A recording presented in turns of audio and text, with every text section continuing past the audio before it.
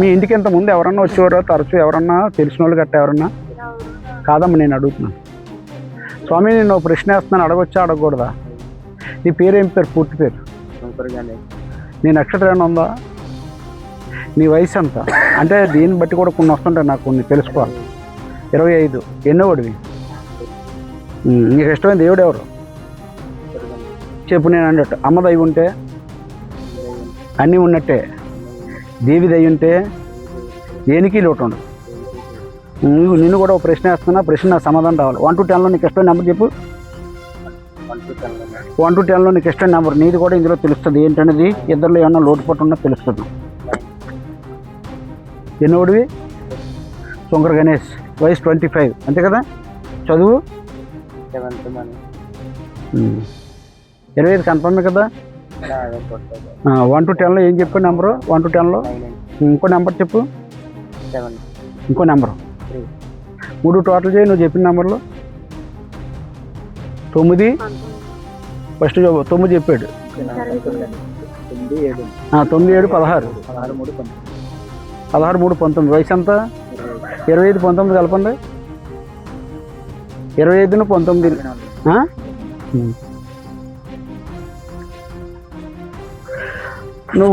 నేను ఒక మాట్లాడుతున్నాను ఏమనుకున్నంటే, నువ్వు ఇంటి దగ్గర ఉండకుండా తరచూ బయటకు ఎక్కువ వెళ్తుంటావా? నువ్వు ఇంటి దగ్గర సరిగా ఉండవు.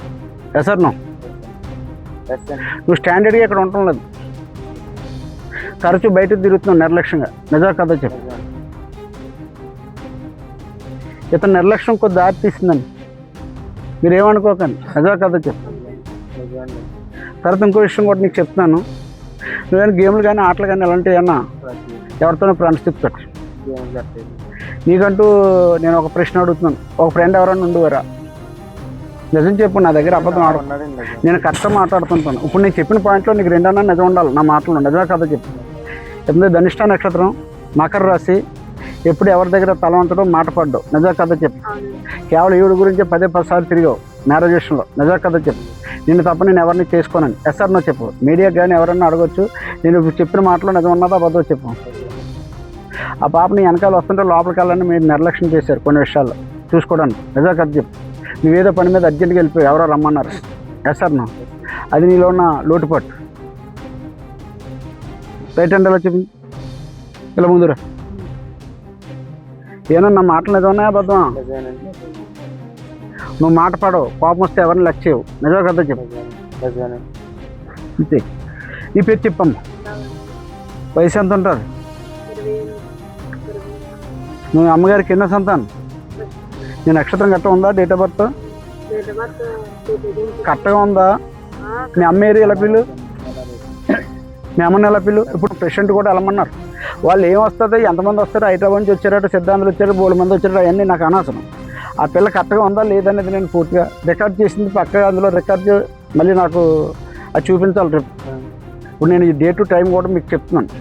ఇది ఖచ్చితంగా మళ్ళీ అప్పుడు మీకు మొత్తం రాష్ట్రంలో చంద్రబాబు నాయుడు గారికి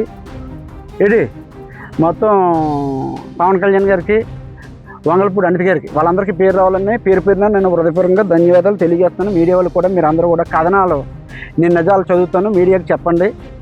అంటే ఎవరో పబ్లిసిటీ గురించి నేను చెప్పను. నా పర్సనల్ నెంబర్ కూడా మీరు ఎప్పుడన్నా ఫోన్ చేస్తే సాయంత్రం చేయాలి.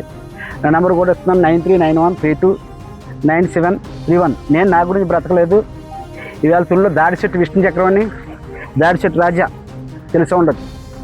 వాళ్ళ అన్నయ్య గారు అబ్బాయికి మ్యారేజ్ అవ్వలేదని మీడియా వాళ్ళు అతను వచ్చి మా అబ్బాయి అయిపోతుందంటే ఈ ధనలక్ష్మి వాళ్ళు నాకు కొట్టించారు, నా పేరు నా బ్యానర్ను.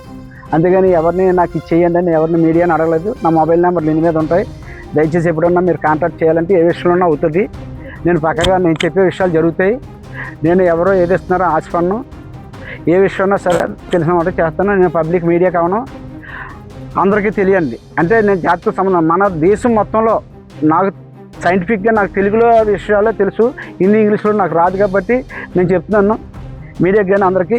ఏ విషయంలో సరే అంత పోలీస్ డిపార్ట్మెంట్ వ్యవస్థ కూడా 15 రోజులు ఎంతమంది తిరిగారు వాళ్ళందరికీ కూడా నా ధన్యవాదాలు తెలియజేస్తూ, రాష్ట్ర ప్రభుత్వంలో చంద్రబాబు నాయుడు గారు, వంగలపూడి అనిత గారు కూడా ఎన్నో సేవలు చేశారు కాబట్టి ఈ సేవల్లో నా మాటల్లో పూర్తి స్థాయిలో జరగాలని.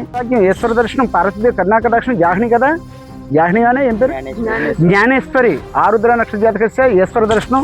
ఎక్కడున్నా సరే అపమృత్యు నివారణ అయిపోయి ఆ పాప ప్రత్యేకంగా వీరికి ప్రత్యేకంగా ఆ అమ్మాయి ఒకరి ద్వారా వచ్చిందనే నిర్ధారణ పూర్తి శాసనం తెలుస్తుంది. ఇది శాసనంలో నాకు పూర్తిగా తెలిసిన విషయం.